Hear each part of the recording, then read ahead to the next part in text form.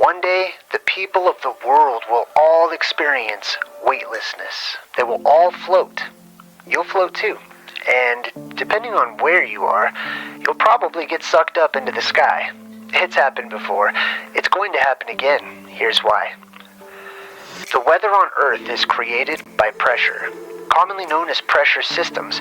Because the Earth is a giant magnet, there's a gigantic magnetic force, commonly called the magnetosphere, wrapped around it, pushing diamagnetic gases like nitrogen back towards the Earth, acting as a container to keep the pressure in. Extreme pressure will be found in the places where the force field exists, leading to crystallization of nearby gases.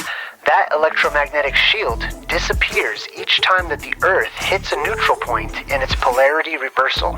When the pressure under that barrier is released, the Earth's electromagnetic field allows the stored pressure to be moved to the North Pole, where it will leave our world depressurizing the Earth. As the Earth rapidly depressurizes, a swirling vortex of cold wind develops, quickly creating the dark fog of a world storm.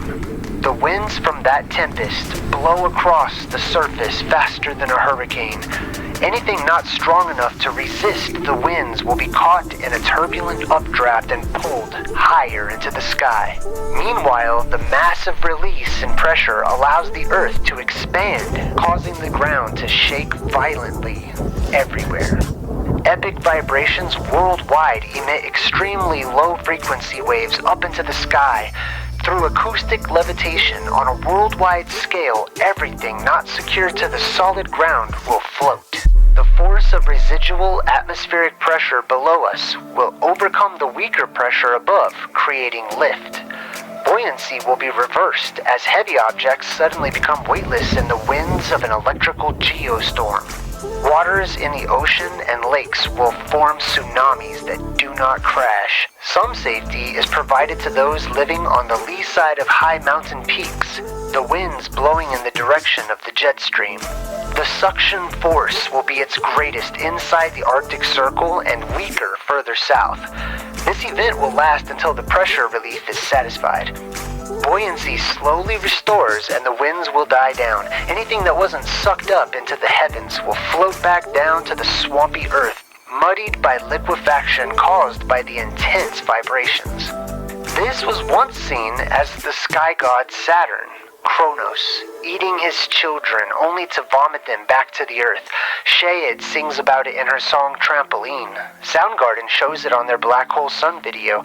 In the Book of Mormon, it says, "And there was a great and terrible destruction in the land southward, but behold, there was a more great and terrible destruction in the land northward." The whole face of the land was changed because of the tempest and the whirlwinds and the thunderings and lightnings and the exceedingly great quaking of the whole earth. And there were some who were carried away in the whirlwind, and whither they went no man knoweth, save they know that they were carried away. In the Bible it says, "Then we who are alive, who are left, will be caught up together with them in the clouds to meet the Lord in the air."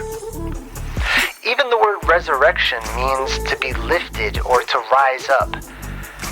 The myths will become reality. The Mormon account repeated. To Christians, the rapture. To Buddhists, nirvana. To New Agers, ascension. Billions of people, animals, insects, plants, water, dirt, dust, and debris of all kinds will find themselves to be the riders on the storm. Do I think that this will ever happen to me? Maybe when pigs fly.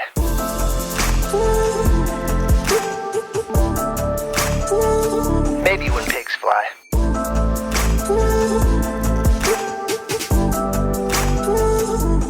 You'll float too.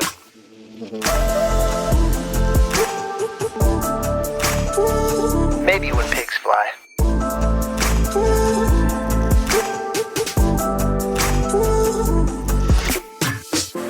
Faster than a hurricane. In the winds of an electrical geostorm. The riders on the storm.